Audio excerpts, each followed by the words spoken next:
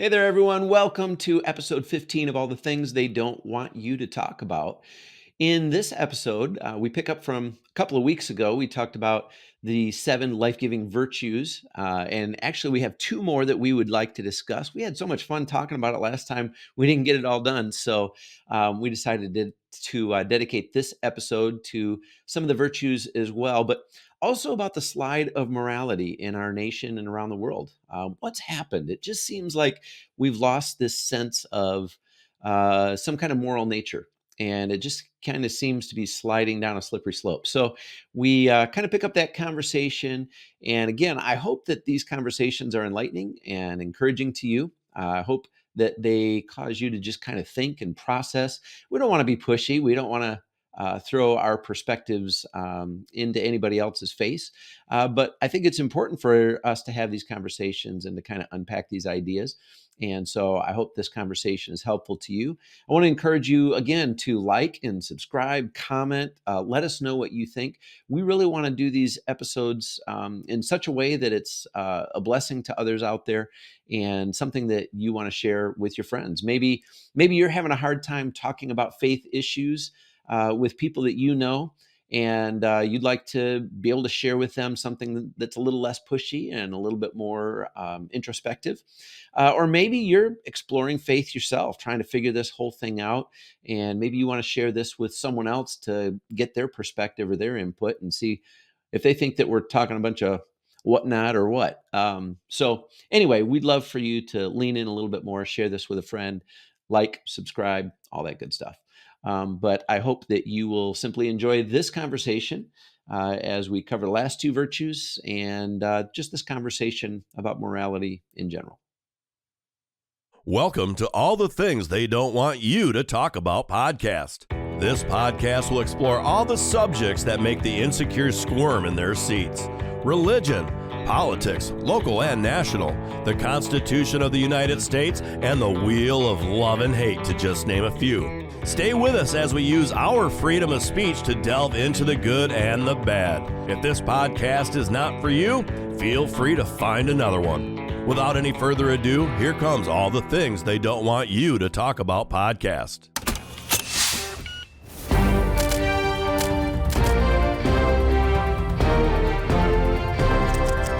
All right. Welcome to another edition of All the Things They Don't Want You to Talk About. We're so glad that you're out there and that you're listening.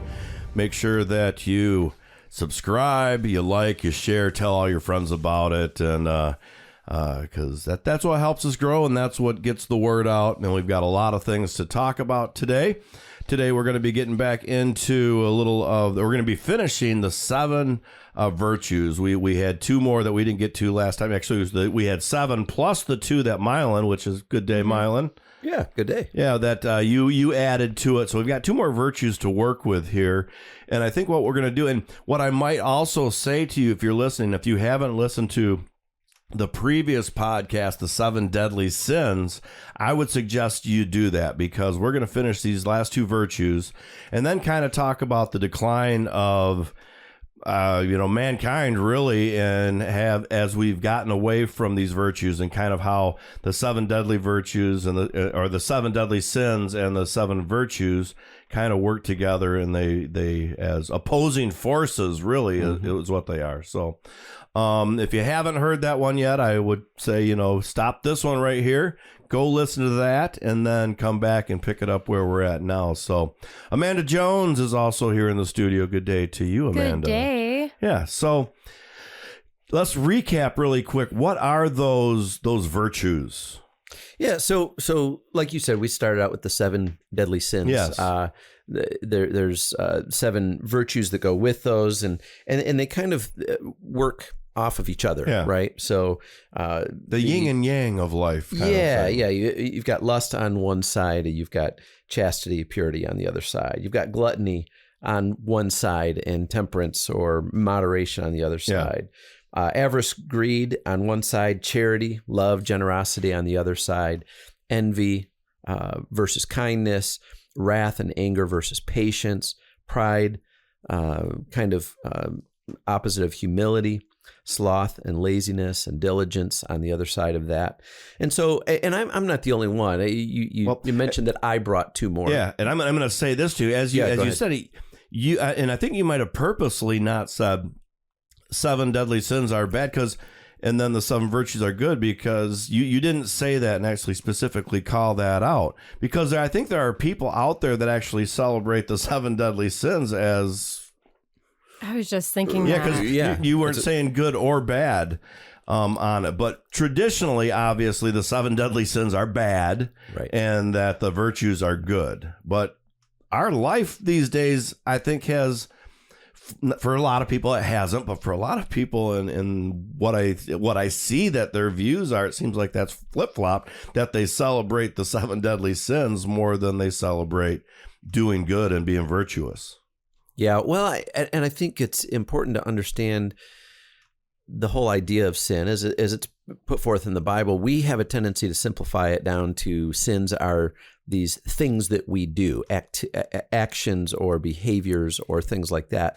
I think what the original church fathers, because the 7 deadly sins are not listed somewhere in the Bible. We find them showing up throughout the scriptures, but they're not, there's not a list of the 7 deadly sins. These are things that we have identified through the ages that are the core issues that lead us to a deadly place, deadly attitudes, deadly beliefs, deadly behaviors, and those kinds of things. So that it's the precursor to the behaviors. Yeah. These are the character traits or the deeper core issues that lead us into very destructive places. Yeah. So is it more of then a secular thing than a biblical thing, the 7 deadly sins, when you talk about them? Because obviously the virtues, they all reflect the Bible, but if you're saying they're not in the Bible, so it's not biblical, so it's really a construct of man to say these are the 7 deadly sins, these are the 7 virtues based on the Bible. Is that where it came from?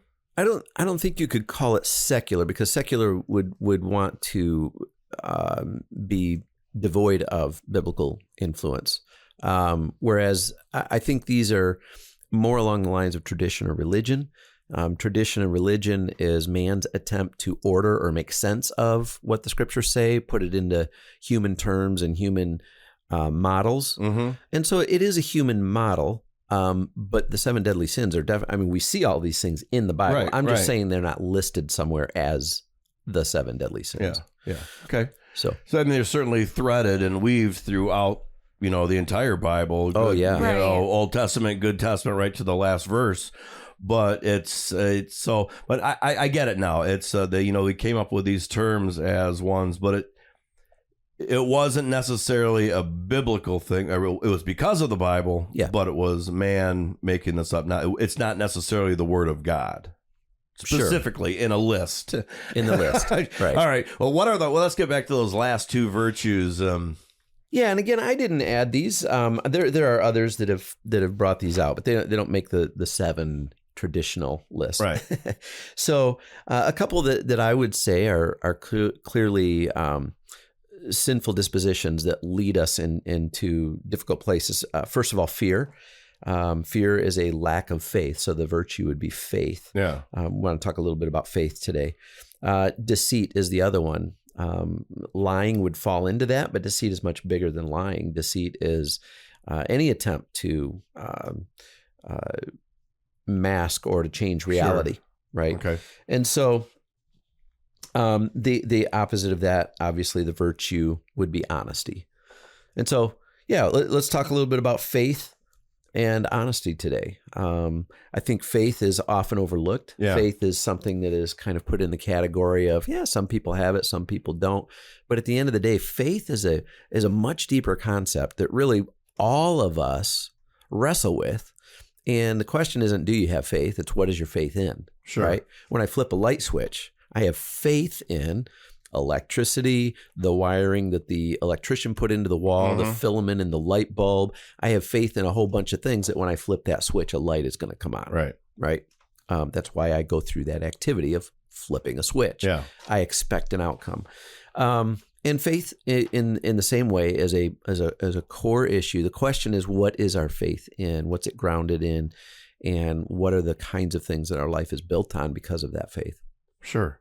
And I mean, you can come up with all kinds of examples of it. Certainly, there's the religious side. People have faith in police that they're going to do their things. Mhm. And when you talk about it, and you said the opposite of faith is fear. Now, with all that being said, is there a faith that can conquer all fear? And I ask that because, I mean, if you're walking down the street and someone goes to accost you, or you see someone that looks like they could hurt you, you may have a little fear. But how can you just say, well, have faith that they won't? Keep walking, stay the course. It's that kind of thing where if you have no fear, it could certainly get you in some serious trouble. But Yeah. when you have that fear and you don't act on it, or you just say, I have faith that God is watching, or whatever it is, and is going to make sure that I'm okay crossing paths with this person, whoever it may be ill-advised. Is that a promise that God made, though? I mean, is there anywhere where God promised that if you walk up to a person with a gun and threaten them, that things are going to turn out well? Right.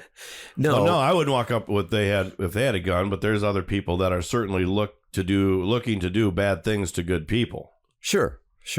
And in that case, you're not necessarily, we're not promised that we would be physically protected. Oftentimes engaging a dangerous situation, even with good cause or with, a great heart, can be a dangerous Sure. proposition, and Yeah. there's risk involved. I would say maybe what you're talking about is almost more founded in knowledge, right? This idea that I understand, I know the risks, and I understand what's going on, and so I need to make a wise decision about how I'm going to respond to that situation. Fear is an emotion, and it does play a role in that. But I'm talking about more the fear that we receive as a belief system.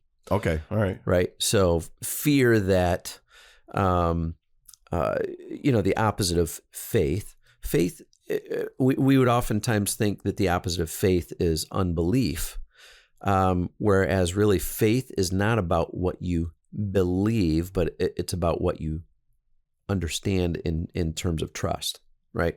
So my faith in God is grounded in belief, but for a lot of people, they think that faith, as it's talked about in the scriptures, if you have faith of a mustard seed, or if you have faith, you will be saved. And a lot of people simplify that to the concept of belief. Well, I believe there's a God. Of course I believe there's a God. I look around and I see all of this. Of course there's a God, so I must be saved, right? Well, scriptures say that even the devil believes. He has that kind of faith. Anybody can have that kind of faith. The demons believe and they shudder because of that. It's trust that makes the difference. So the kind of faith that I trust God is the step that we need to take. Does that make sense, or did I No, jumble that I up? love the way you Yeah. said that, because fear, when I think of fear, I feel like lost. Mm-hmm. Like I just feel lost.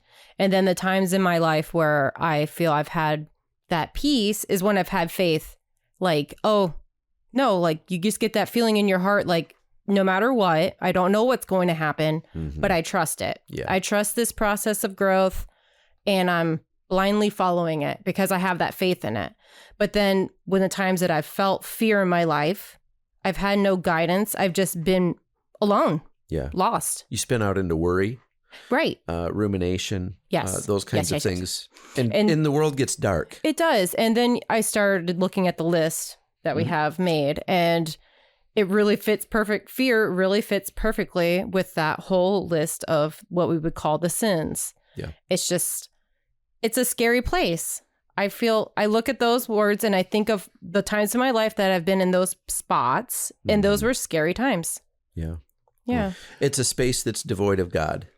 Right. Because faith invites God, or actually I would say more accurately, puts us into the presence of God, where fear has to disappear. And then, like, just going a little earlier, Rob started talking about, this is kind of what's put into our media nowadays, especially with music and music videos. Like, you need to have all the women, all the money, all the power. And they don't really celebrate the virtue side of, look at this wholesome young man or young woman that's making little love song musics. Those people aren't exalted. It's the ones that are with the guns and the women and the money and the power. And those are the examples that the youth are seeing. Yeah. Although I will have to say that when that guy from down south, I can't remember his name, came out, the songs about the men in killing me that I can't remember. It's a guy with a big beard, and he got the music video just out back in his backyard in the woods. All right. Sorry. Is it new or old? No, it's new. Oh, I don't know. And I mean, it totally has made his career. And I'm going to look it up after I ask you this question first, so I Put don't it in the feel show like notes. it's a total idiot because I can't remember his name. But it's not my kind of music. But it's like a bluegrass, but it's really, really soulful. I'll get you out so I can tell you his name. But it's kind of country, and it's all about the tyranny of what our government is doing right now. Actually, if you don't mind, if I go off into that a little bit, it used to seem that most marketing was driven by lust, right? For money, for power, for sex. And that was the really powerful tool that you would use in marketing to try to get people's attention. I believe it's more fear now. How many, especially in politics, my word, it's vote for our candidate or the result is disastrous. Yeah.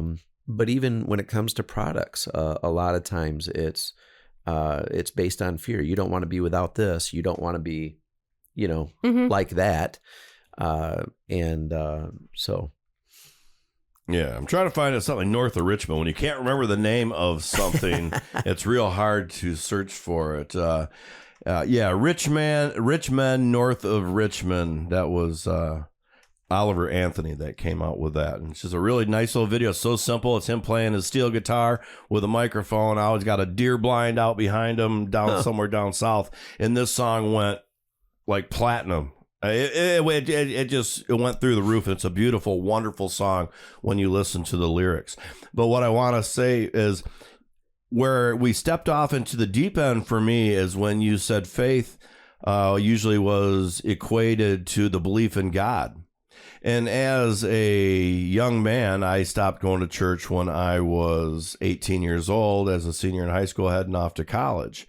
Mm-hmm. And so right there, that's when my growth about faith ended. To me, that's exactly what it meant. If you have faith, you believe in God. That's exactly what that meant. And that's because my evolution of learning stopped at 18 years old when everything was still about me. Right. But the trust factor was also a very important part of that because you took your trust out of the hands of God. You were no longer and I think up until that point put it you into weren't my much. coach at Ferris is what I did after that. Well, you put it into your coach. You put it into at some point friends, women, yourself, your own abilities. Yeah. That's what we do. Our faith, like I said, it's not a matter of we don't have faith. It's what is our faith in, and we end up putting our faith in all kinds of things. And that's technology. I mean, we especially. We talked about the electric light bulb, but we have. Could you imagine if all devices disappeared? What people's brains would do? I think they would explode. You mean like if there was an EMP or something? Yeah. Yeah. A lot of people don't know how to do basic survival, like make a fire. Yeah. There's a lot of people that don't know how to make a fire without a lighter or something like that. There's lots lightning. of things that people just don't know how to do nowadays. And they would be scared. In my head, if you would have asked me a year ago, in my head, everybody went camping when they were younger. They went to a youth camp and learned how to do these things. No, people haven't. People don't know how to do these things. Yeah, I mean, and a perfect example in South Haven is we've had drownings because to me, every time someone comes here, they know how to swim. They know what they're doing. They should all know that, and it's just not the case. So many people don't know how to swim. I was brought up in the pool at 3-4 years old. I was thrown in the pool, and that's my whole life was in a pool. But to me, that's my lived experience. But most people's lived experience is not anything to do with swimming and being in the water. Yeah, you actually bring up something really important in this particular topic that we have to define the kind of fear that we're talking about as a deadly sin, because there's another kind of fear that produces respect, a respect for the water, right? Yeah. And that's the thing when you drive by in the wintertime and you see all the ice, out on the lake and there's people walking out there, you're like, those people have no healthy fear, respect for the power of the lake and what can happen. Is there something wrong with you if you still want to be out there? Because every time I want to, I know that I shouldn't. But if someone told me I needed to go get a video shot, I would do it for sure. Just give me one good reason. But just to walk out there, I won't take a chance on my life. But if it was for the shot, I'd go do it. Well, you brought up the lake drownings, and whether it's that or whether it's swimming on a windy day when there's red flags or whatever it is. And in the same way, the Bible tells us to fear God. Well, why would he ask us to do something that's one of the seven deadly sins? Well, there's, again, different kinds of fear. There's one, to be afraid of God, and that is not what the scripture is challenging us to do. It's inviting us into this place where we see God for who he is in such a way that we develop a healthy respect and an awe of God. Because he could destroy us in a moment. He could take away any and every breath, because every breath we have is a gift from God. So at any moment, our lives could be ended by the power of someone like God, and a healthy respect for him will cause us to see him in the right kind of light. Now, the sacrifice of Christ and the love of God has this incredible dynamic to it. That if I don't fear God, if he's just some old fart with a long beard and he's irrelevant and blah, blah, blah, so what? Who cares if he loves me? Big deal. But when you see God for who he is, creator of the universe, powerful, and you know that he loves you, wow. Yeah. That makes a difference. I always looked at my relationship with God as like a heavenly parent. And so I always just was like, this would be like going to your parents when you did something bad and you want to get their advice. Yeah. That type of thing. That's been my type of relationship I've had. And that is a part of it. That's a really important part of it. Mm-hmm. Yeah. Well, did you want to go on to the other? Yes, please. The other one? Yeah. So we talked about deceit as being one of the seven deadly sins or nine deadly sins. I guess we added a couple more. And honesty. It's kind of funny that, when you look back that didn't make it, because we all know, I mean, it doesn't matter what culture. Actually, there are a few cultures that would say dishonesty is a virtue, a value. If you can, if you can deceive other people, that's actually a good gift. They call that Wall Street. That's a really rare society. Base society that believes we that. have those. I would call them sex in the not sex, not S-E-C-T. Yeah, we have those. I mean, when I said Wall Street, that's a place where there's a lot of deception. Yeah. I would also go to say the White House, in certain. I think there, and when you look at our government, our congressional leaders, there are some that I think you can tell they're more forthright. And then if you really watch some of the other ones, everything they say is a lie. And we said this on a past podcast, and I said this to you: you don't listen to what they say, you watch what they do. Right, right. Well, politics is we know. Yeah. The question isn't are they lying? The question is how much are they lying, and what exactly are they lying about in this moment? Yeah, exactly. And those zones of deceit typically happen in the big cities, especially where the capitals of the state are, where all of that government is. And that's what. Why do you think that is? I think media. Well, media is part of it, but I certainly think that it's a lot of people who are going. Politics, to be elected the first time for sure, and every time after, is a popularity contest. It is not necessarily about the ideals or the policies. It's about how you look, how you speak. That's one of the things what's hard about looking at possibly Kamala Harris could be president. Yeah. I think she looks good. But when she speaks without a teleprompter, it's almost intelligible. It's concerning. You don't, I mean, the word salads are roundabout with buzzwords that never really connect into a real sentence. And it's like, okay, how does this leader now walk into, if she becomes president, to Vladimir Putin with a meeting with him? Well, Do you think she would be able to hold out?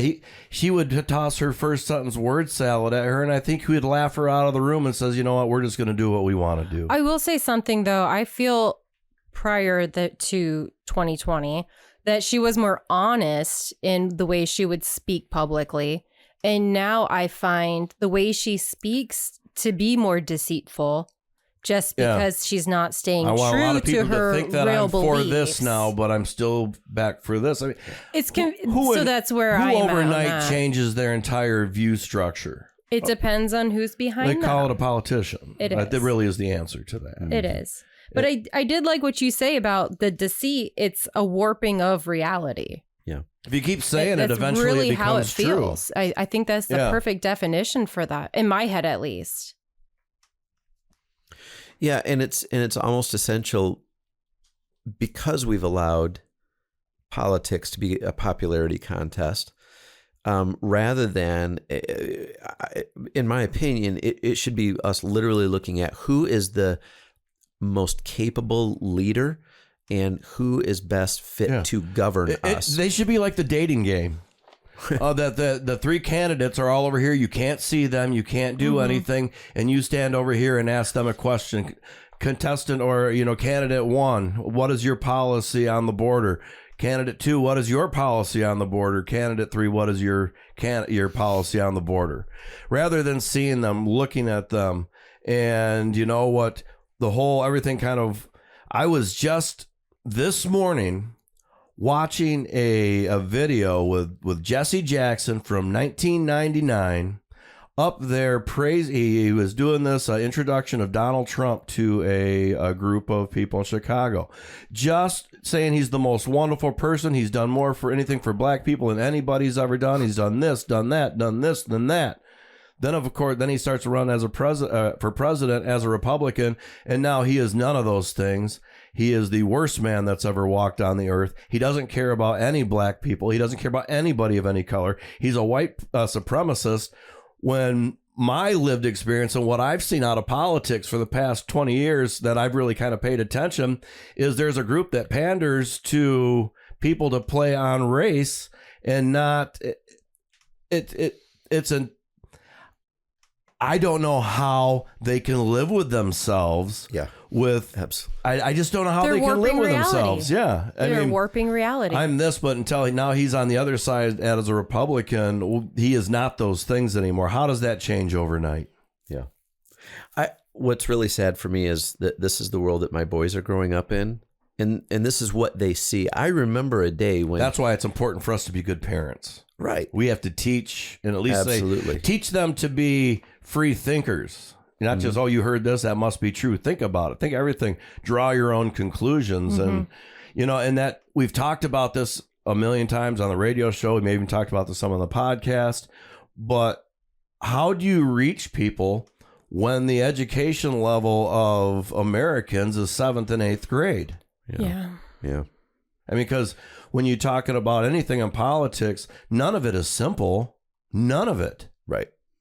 And so how do you explain it to, and if our average is 7th and 8th grade, that means there's a whole bunch of people on the spectrum at 2nd and 3rd grade. And of course, a lot of people at college and above to be able to bring that median to 7th and 8th grade. It's only going to be worse because of the COVID years. Those age groups that are in like 4th, 5th grade right now are majorly struggling. Yeah, which was certainly a whole nother. We could talk about the deceit that went through that for days. Oh my! And now, and then another week after that, we can talk about not the deceit, but what it's actually doing to them now that the deceit is. Well, I don't know if the deceit is done. Well, you're gonna have a bubble effect for a certain generation where they're just gonna be a little. Wait, I don't understand that. Well, Rob, you talked about the challenges of an uneducated society, educated at a 7th or 8th grade level. But we're such a highly educated society too, which is crazy. What you're talking about is intellect. What we have not, and this whole conversation started back with what about the decline in America? We see it, mirroring a decline in the family, a decline in religion, all of these kinds of things. I believe that not only are we intellectually less progressed as a society, but also morally less. and that's a more of a soft skill, right? So you talk about intellect, you can look at how much a person knows about math and science and and even philosophy and those kinds of things that we can teach in a classroom. But when you also are lower on a scale of being able to perceive and understand morality, and I believe that's what religion gives us, and actually I use that term loosely. I believe more the truth, the truth that comes through Jesus Christ from God.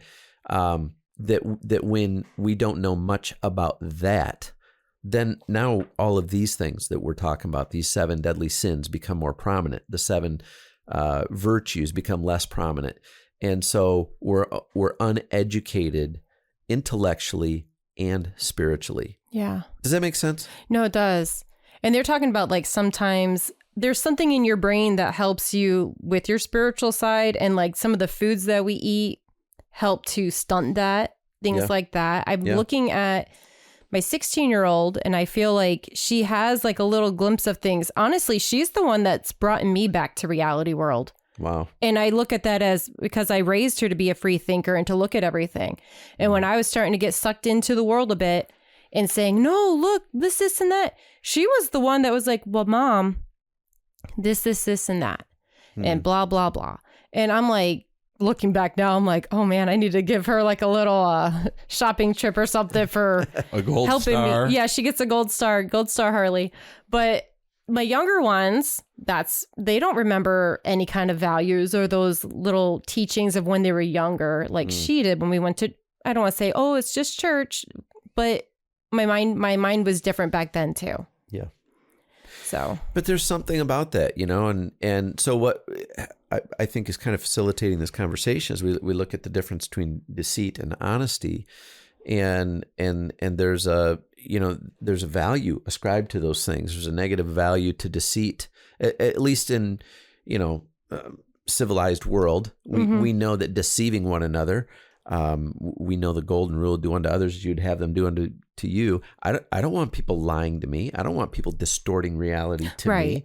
Right? That always turns out bad for me because the other person is doing it for their own gain and all of that kind of stuff. And so part of what I'm saying is my kids growing up in this, when society around them, on the scale of from deceit to honesty or reality is farther on the deceit end, and that's all they see, then in a moral sense, they have a lower moral IQ. Yeah. And the world is more difficult. I know people who have been so deceitful in their life, it's really, they cannot differentiate between really reality. Yeah. Oh, yeah. Yeah, you definitely lose a sense of reality. That is exactly what's happening in politics right now. Nobody knows what reality is. Yeah. I shouldn't say nobody. The vast majority of people, I fear, don't really have a clue what reality is.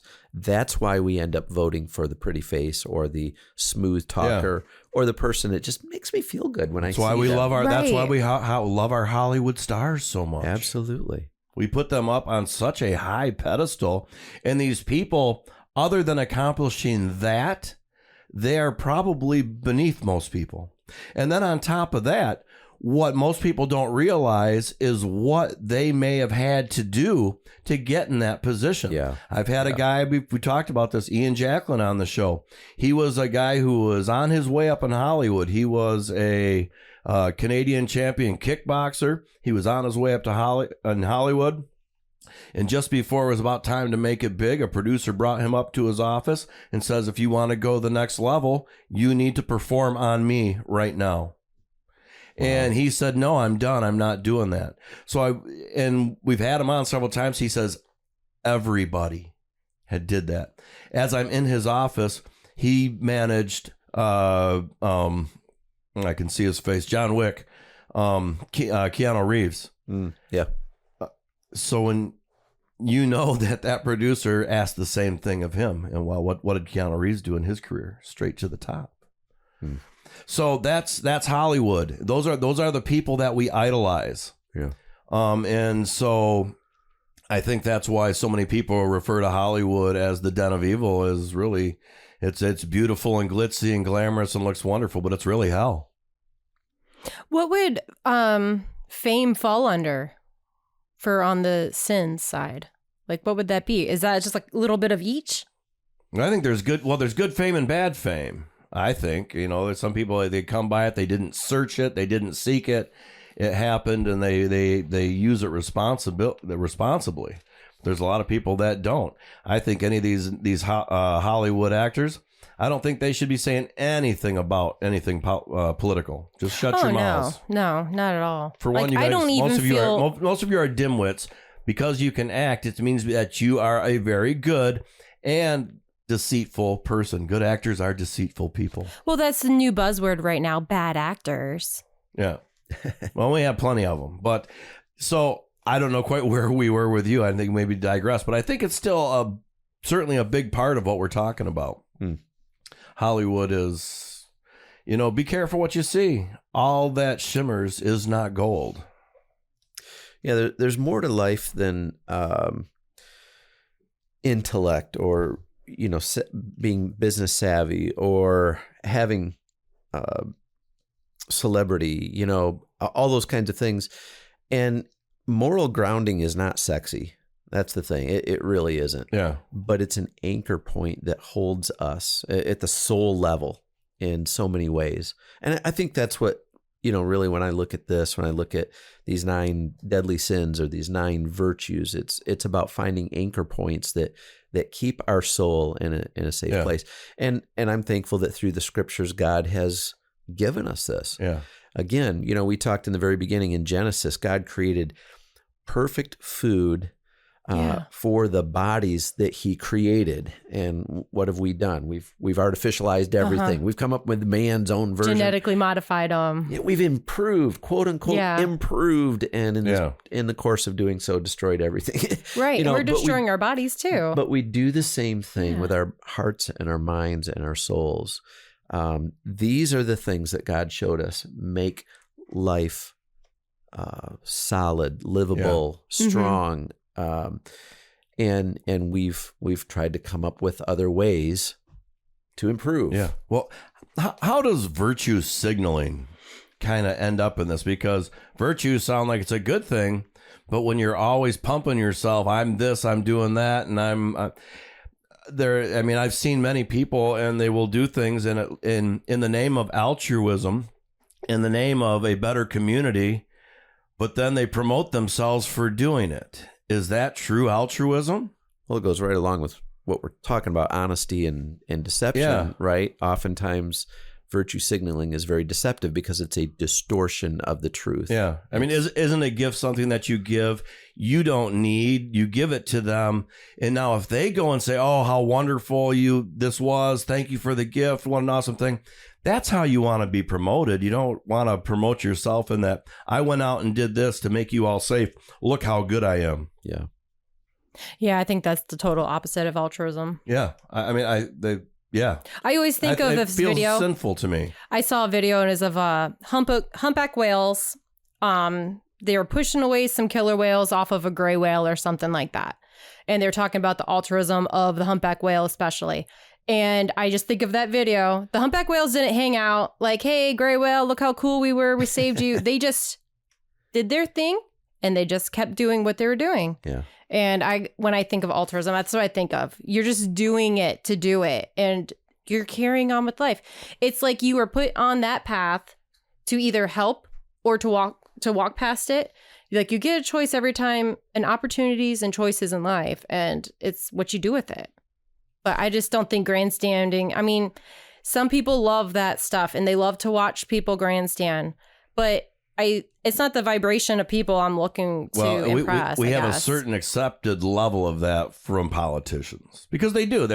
If you're running for an election, you are out there to tell people why you are the best fit, why they should vote for you. And here's my reasons. Here's what I'm going to do for you. But I think that it is the best system in the world, but it's certainly flawed. Way flawed, and we can do it. We can certainly do better. But I think that all kind of rolls into what we are eventually getting to, is that decline of society, that decline of godly values, or even American values. American values from the 1920s and 1930s are not nearly the same as American values are now.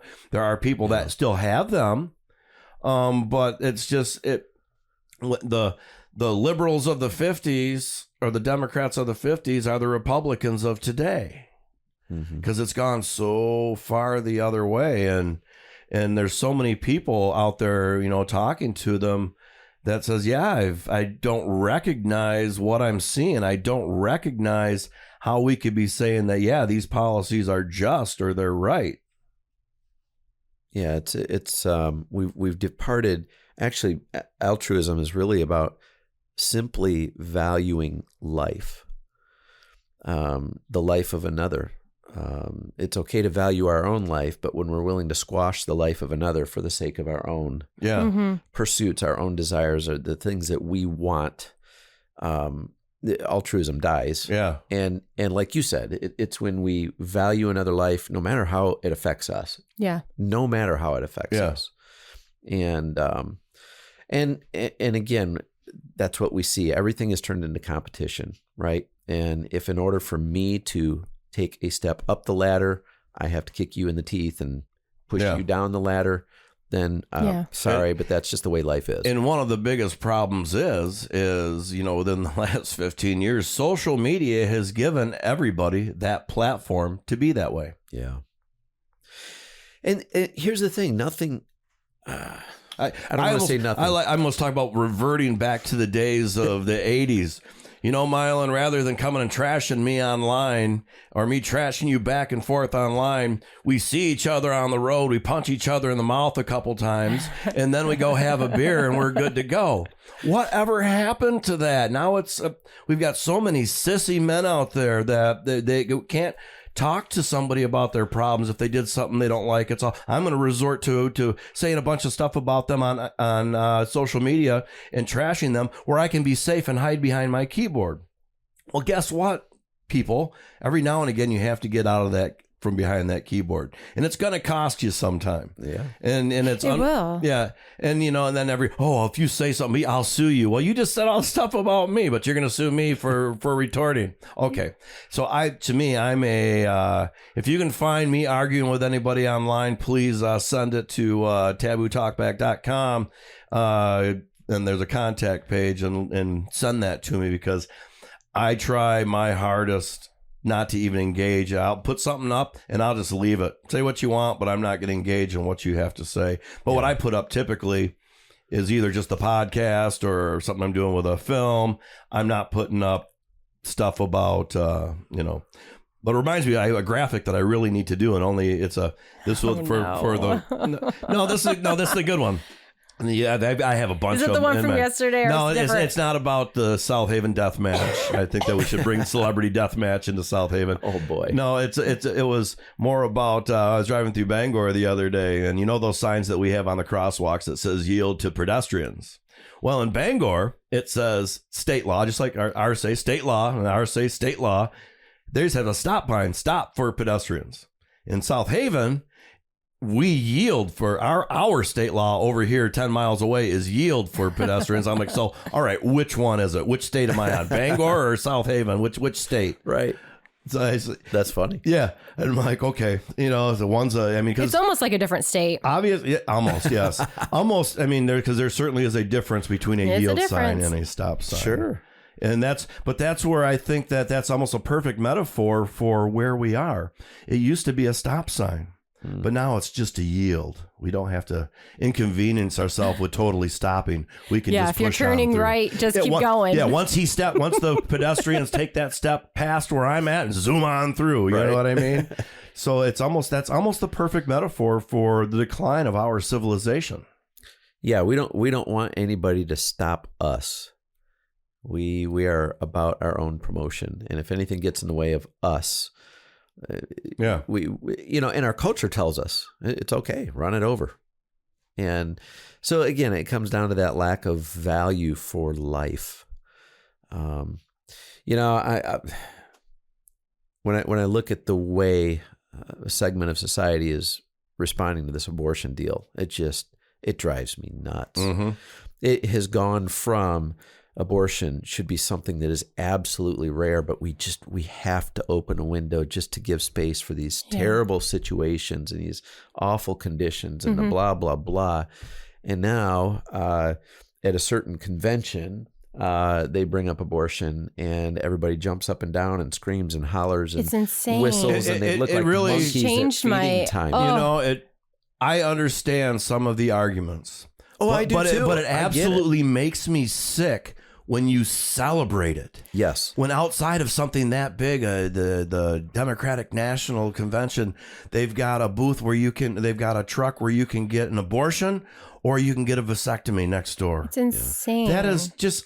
It's taken us away from nature and our power as human beings. Like they have pins that say abortion with a heart in it. Like this isn't something that I think people should be jumping and celebrating and doing any of that. Abortion is not medical care. They want to say, oh, well, it's a certain week. It's still this, blah, blah, blah. Okay. I shouldn't have said that. Hold on a second. Let me preface myself by saying that I do believe in the exceptions of rape, incest. I almost want to say, for a 16-year-old kid, you get one gimme. But I mean, I don't even want to say that because I still want to be a realist with all that. Sure. And you would hate to see a 16-year-old child be saddled with a baby that they didn't want. I think it's the way that because their parents end up being saddled with it typically. They could be, but I know somebody who's had 2 children before they were 18 and she raised them and they're still together. And all these probably things. Wonderful. There's those she exceptions. knew that she had power when she got pregnant. She didn't mean to. Obviously, nobody really wants to be a teenage mother, but she didn't get an abortion. Yeah. She made it work. And we don't teach kids that, I do believe it can still be fine. I believe like someone like Candace Owens, it seems like she was almost the product of that, but an abortion that didn't work. And I'm not absolutely sure, but I know there's someone like her that it was. Yeah. And there are many stories of people that they tried to get an abortion, it didn't work, and these people grew up to be tremendous people in our society. And I don't really want to debate the merits or the demerits of abortion, right? But our point is that they are celebrating it exactly, and it should never be something to celebrate. It's like a divorce. Oh, we're having a divorce party. It's a celebration. No, that's sad. Right. That's incredibly sad to me. Yeah. Yeah, and that's the point that I was trying to make. I don't think we're all ever going to agree on whether or not abortion should be legalized. And I get that, and I fully understand that. What I really am frustrated with is even a person who says, I think we need to have abortion should say it's a terrible thing. Yeah. But it's a reality in the world we live in. Back in the day, Bill Clinton it needs to be safe and rare. Yeah, rare and safe and to protect a woman and to protect the woman. So, and I didn't want to get into a whole thing about abortion. What I wanted to bring up was such a slippery slope the value. Yeah. Well, because we're all emotionally charged about it. It's a big one. But it comes down to the value for life. How do you view life? And is it, hey, at whatever cost, my life has to move forward in whatever ways I perceive forward progress, right? I'm going to move forward and I don't care who gets, run over in the process. Right. Yeah. And that's where we've got to really take a step back, and we've got to look at our lives, and we've got to think about the decisions that we make, the way that we treat each other. I mean, deception is always about, right? I want my thing, and if I have to distort your reality or lie to you to get it, then sucks to be you, but that's what I'm going to do. All of these sins come down to selfishness, promotion of self, if necessary, at the harm of someone else. Yeah. All right. The one question I do have to ask, because I see a lot of videos where people are talking about the abortion issue, and you'll ask someone on the left, when does life begin? They can never really give a cognizant answer. They have names. Yeah. It's a zygote. It's a clump of cells. It's this and that. You ask a Christian or someone that's on the right, a conservative, when does life begin? And they'll say conception. Right at conception, that's when life begins. That's what I was taught. Now, at the same time, let's look at nature. When do you think the life of a tree begins? And when the first when it gets together and it gets that water and it starts that chemical process, that's when life begins, right then. Why in nature is that's when life begins, but with people it's not? Because Oh, go ahead. do you mind if I answer? Yeah, go ahead. Because we are soul beings.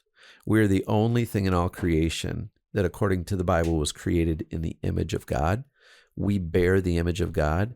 We are soul beings. I believe that at conception, a soul birthed in heaven is placed in a physical container.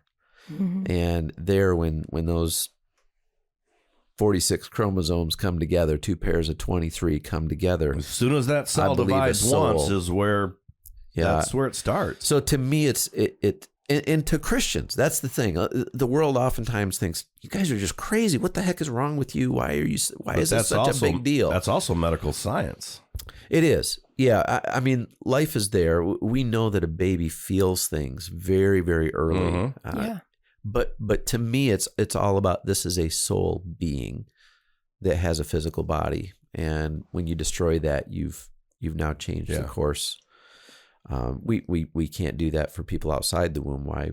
Why would we do that for somebody inside the womb? And to me, I see it the opposite way. But yeah, that's my answer. Yeah. So I mean, there's so many things, and that to me is one of the tough ones that when you look at left and right, at least politically, that the left has that at the top of the most important things. Yeah. And to me, it is an important thing for our country to get figured out. It is important that there's some kind of a standard now that it's with the states for them to make those standards. States like Ohio, which we thought, a pretty conservative state, that might have said, we want less abortion. They actually they widened their laws and made it easier. Yeah.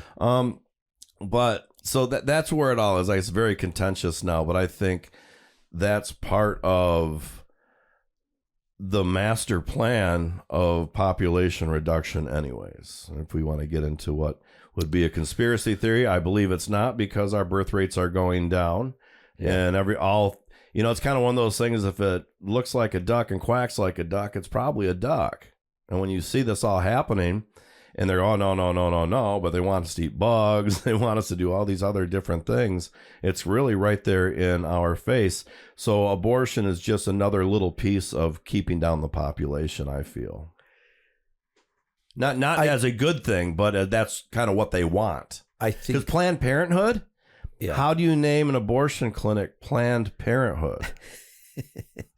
It makes zero sense to me. That's deception. Well, because they want... We're trying to lie about who we are. They are saying parenthood should be something that's planned, that, oh, no, it doesn't have to be, oops, I'm pregnant. Like, sometimes those are what happens. And is that the rationale behind it depends the on name? how you look at life. Is it something that's a gift from God or a gift from the universe? Or is it, oh, well, no, this is my life, my plan, my autonomy. Something we control. Because before my daughter was born, I had 2 miscarriages while I was in the military before the 12-week mark. And if you were to have asked me then, oh, when does life start? Well, it starts when I heard that heartbeat. And when I didn't hear that heartbeat, that was a life that was taken. And so that's the way I look at my reality when it comes to being pregnant and losing a pregnancy, or what's going to happen, or any of that.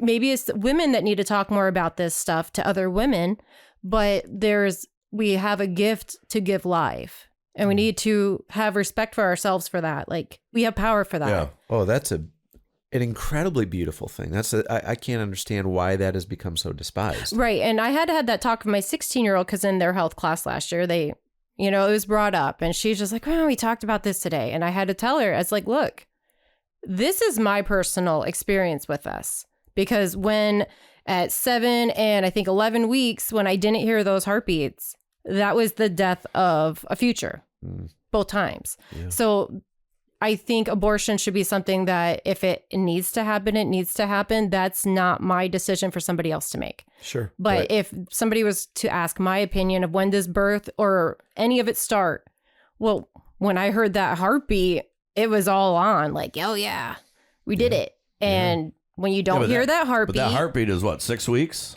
You can hear it as early as 5. Yeah, well, But I'm when still you going don't- even before that. When you are As expecting a man, baby, which I shouldn't have an opinion, but I'm a science follower. And the science of life is it starts when the female chromosomes and the male chromosomes meet together. And as soon as that sperm penetrates the egg, mitosis starts. I think it's mitosis is the name. And now next thing you know, there's 2 cells. That's life. Yeah. That's how life begins, and that's when it starts. And where does anybody get the right to terminate it before or after? I mean, after that, it's that's a hard one because it's like guns. Boy, if we could just snap our fingers and eliminate all guns, that would be great. well, then If it'll we could just be the next weapon. and then eliminate all abortions or all the need for an abortion or the reasons that people, if we could snap our fingers and all those reasons are gone, wow. But we can't do that, so we have to find a way through it. And just like everything else, especially in a democracy, in a country supposed to be, there's going to be the right that says we want none, and on the left says we want them all. Yeah. And then somewhere we have to fall in the middle, and that's not what we're doing. We're clinging so hard on both ends that we're not finding a common ground, which does certainly feel, no matter what side you're on, it feels like you're giving up. Yeah. Is it so they're so passionate on those ends? I think there's just a lot of deceit Well, there's certainly in that's whole everything. argument. Yes. No, but if women realize their power again, things can change. But if you're giving it to them as an option of, well, if you don't want it, you can always get rid of it. Like, it's no big deal. It's a huge deal. And I think people need to change the narrative to changing it back to this is an important decision, whether you do or you don't. I would have never gotten an abortion. I can't have any kids anymore, but like I never would have. But what if something happened? Well, if something happened, I mean, there are reasons for tubal ligations. So that's why there are medical important. that if it is going to cause or be potentially harm or cause the death of the mother, right? Yes, you can't have a mother with 6 kids dying on her 7th pregnancy. Well, yeah, instance of incest or rape. But what's going to happen now, if they say you can only get an abortion if it's an incest or rape, is they're going to be accusing everybody of incest and rape to get that abortion.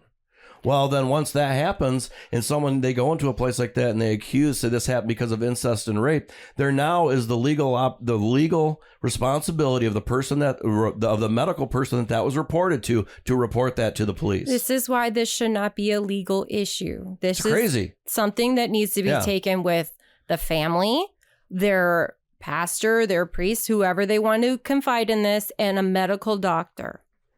Well, I don't trust medical doctors. So what's funny to me in all of this is we're talking about things that it just sounds like society's a cesspool. It all kind of this is, though. And yet the world refuses, by and large, to admit that sin is a thing. Yeah.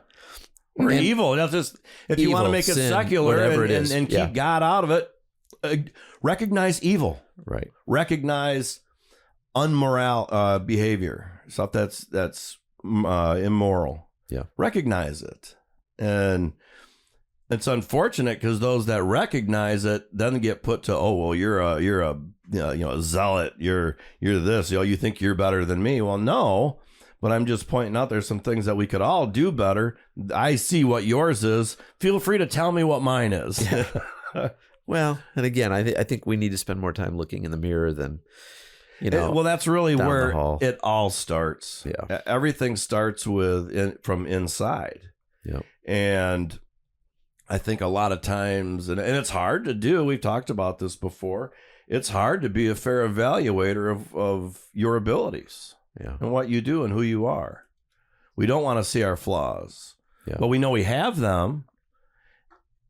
Most people, I think there's a few people out there that I know that don't think they have any, and this is just their world. We're all just players in it for them. But when you recognize and meet people that are truly good, you know it. And those people aren't telling people that I'm good. I'm a good person. How many times does someone tell you they're a good person until you stop believing them? Right. Yeah. You're good because they know it. For some reason, politicians get People away know with you're it. good because these people know you're good, and they tell people that this is a good person. Right. Yeah. I have to give myself a pep talk every so often. They're like, I'm a good person. I didn't deserve that. Well, that's part of our own personal thing. Yeah, we should. We should evaluate that way, because when we start feeling some sort of way, it's good to pick yourself up. We don't always, when it comes down to it, we're here alone. Mylan has a wife, people they're married, they have each other, they have all kinds of things. But when it really comes down to it, we're alone. And you're the only one responsible for making your life good. It is not your wife's or your girlfriend's or your friend's responsibility to make things good for you. It's your responsibility to make good things for you. And when you do that, that exudes out to people. And they see that. Lead by example, not by your words, telling everybody how good you are. Be good. People notice that. If you want to change the world, lead by example. Start with yourself. Lead by example. Yeah. Yeah. Yeah. You asked the question a minute ago. You kind of asked it and kept going, but you said, "How do you know? It's hard for us to evaluate what's right or good or best about us. Yeah. Or what's wrong with us, right? To fix it." James addresses that. He calls the scriptures a mirror. And there's something about the scriptures that when we look at them, now I know the pushback is going to be, well, yeah, that's your version of what's right or wrong or true. And that's part of the problem, is we don't have a standard of truth that applies to all. I can't push that or force that on anybody else, but I found that for me, starting with improving myself starts with, first of all, I need help from a Savior. We've talked about Jesus, the Savior, before. But then in that process of improvement, I've got to have something that shows me the reality of who I am, not just my behaviors. I can evaluate my behaviors. It's my heart. Right. And that's what I believe the scriptures do for us. They become a mirror. I can look into the scriptures. And that's part of the reason people don't want to read the scriptures. It's because when I look in there, I go, ooh. Most people don't want to identify what's wrong with them. It's actually not something that's wrong with them. Yeah. Let's just call them flaws or things that we can do better. Yeah. Because typically, I think most people, there's nothing wrong with you. Everybody has their own set of things, whether... we need to go into examples. I think people probably understand. You have your own set of values. You have your own set of mannerisms. You have your own set of... You are your own person. But sometimes you see someone like Mylan. I see him, he's very calm. I'm like, boy, I could use a little of that and maybe be a little more calmer in my demeanor with talking about things. Maybe not get myself so riled up. And... I think that's what we should do. You look inward, but you kind of identify those selves, and then you see outwardly how someone is. I say, wow, that's the kind of person I like how he is. That's how I want to be. People really respect him, and they respect that he's honest, and they respect that he's willing to look you in the eye and say, when you ask a question, what do you think about what I did? Most people, oh, it's okay. Don't worry about it. Nothing, and they were so placating. You know what? It's like, that wasn't the worst thing you ever did, but it really hurt me. Yeah. And I think it hurt some of the other people around you. I know you may not have realized it, and you weren't saying it to be malicious, or you didn't do this because you intended to hurt anybody, but that's what your actions led to. And most people, oh, it's nothing. They don't want to talk about it, or they don't want to make anybody feel bad for a minute. But I think when you are honest with somebody, and even if it hurts their feelings, they appreciate that, and they come back to you with a stronger friendship, or your bond between them is stronger, unless you went too far and really tore them right down, because that can happen. Well, and that's part of the virtue of honesty. It literally builds, it creates, it moves the ball forward. Not my own personal agenda, but reality. We have to be honest with each other. I agree with that. And I think on that note, we have to be honest with each other, appreciate each other, and love each other. You don't have to like everybody. You don't have to like what everybody does. And not everybody has to like And you. not everybody has to like you. And I was going to say leave it on yours, but like I say to a lot of people, I've said to Amanda a million times, because sometimes she battles, do I take on an issue and talk about this and that? I said, yeah, but well, how do I do it? Well, whatever you do, be true to yourself while doing it. Yep. And as long as you're true to yourself, people will recognize that and they will appreciate that just as much as anything. So on that note, Amanda Jones, Mylan Bittenbender, this was nice finishing those last two virtues, recapping the 7 deadly sins, the other virtues, and kind of how it all works together, and kind of maybe hopefully pointing out to people maybe to look in themselves and see where our society is declining. And as they do better for themselves and more people do just that, our society will take a turn to be, I hope, a little more moral. Yeah. Yeah. And a little more kinder to each other, and not feel that if someone does trash you on social media, that you got to come back. Right. Remember, no response is no reward. All right. This is All the Things I Don't Want You to Talk About podcast. TabooTalkback.com is where you can find the other episodes. I urge you to go and listen to some of the stuff we've been doing. A lot of people are enjoying them, and I'm getting requests to do so. And you at TabooTalkback.com, you can request that someone to talk about. If you want Mylan to talk about something specifically, I can run that by him. If we want, if it's for the conspiracies, or we want to talk about local politics or whatever, we've got a lot coming down the line. So yeah, it'd be good to have some people reach out and say, hey, what about this? What do you think about that? Yeah. That'd be great. And I know a lot of people that are listening to these podcasts are people that you've had in your life, probably were around you at Life Bridge, and that have known you for a long time. So I'm convinced of that. And not that I'm trying to build a ministry, but it's fun kind of building a set of podcasts that hopefully will do good for some people, and maybe put a little more of what we talked about earlier, faith, back into our lives. So, all right, All the Things I Don't Want You to Talk About, Amanda Jones, Mylan Bittenbender, and myself, Rob Byrd, to all of you out there. We'll see you next time. You have a great day, night, or whatever you're doing, but do it well.